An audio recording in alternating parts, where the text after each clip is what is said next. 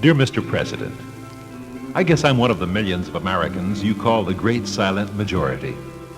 I heard your speech the other day, and I felt I had to write to let you know how deeply you moved me with your appeal to all Americans to unite with you in your search for an honorable peace.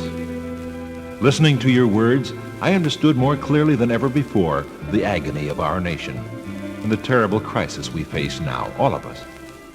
I want you to know I stand firmly behind you as you try to warn America of the danger it faces.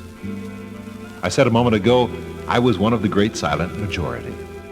This phrase has been much abused lately. Some magazines, for instance, use it to suggest unthinking, prejudiced people, frustrated, full of blind hatred. To me, the phrase means people pretty much like myself, decent, hardworking, patriotic, God-fearing Americans who are appalled by what's happening to their country. Appalled by the anarchy in the streets, the increasing crime rate, corruption in office, the trend toward escapism, and above all, the growing unwillingness of people to see others as people, to see their viewpoints and to reason with them without fear and anger and hate. We are the majority because most Americans are good people at heart, whatever their opinions. We are or have been silent because we are not the kind to march and demonstrate and shout slogans and violate laws to make a point. But perhaps we've been too silent. That's why I, for one, have decided to break my silence and let you know how I feel and what disturbs me most at this moment in our history.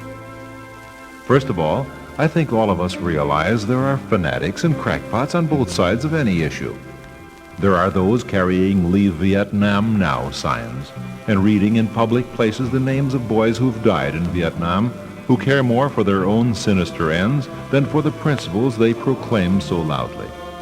They preach peace and love, but they practice violence and hate. Then there are those who call honest dissenters exhibitionists and commies and hippies and weirdos.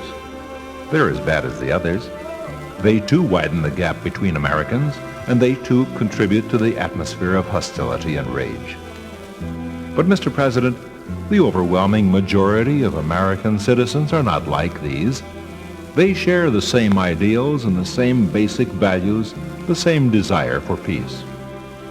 They all want the war to end as soon as possible so that we can all devote our minds and energies and resources to the urgent problems that face us here at home in this tense and troubled land of ours. They don't believe they're disloyal to our flag by making their honest feelings known.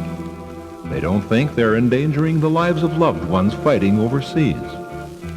Some may be mistaken in their analysis of what exactly should be done, but they should not be sneered at or attacked as traitors.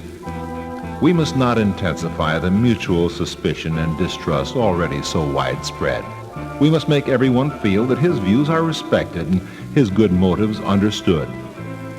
We must try to convince him that you too want what he wants and that you need his trust and patience. We must, out of love, not anger, communicate with these, our fellow Americans. Bitterness can only widen misunderstanding. Mr. President, perhaps the one thing I'm trying to stress is best summed up by a song I heard the other day. The words go like this. Why is it so hard for people to love or even just to understand?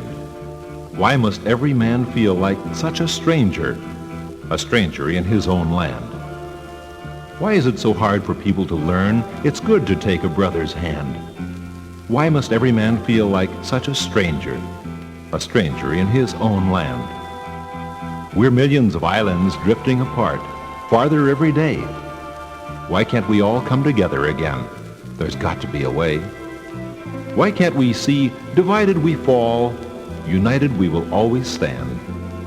Why must every man feel like such a stranger in his own land? Mr. President, I hope I've helped you to understand how millions of us feel, what disturbs us so deeply in these terrible days.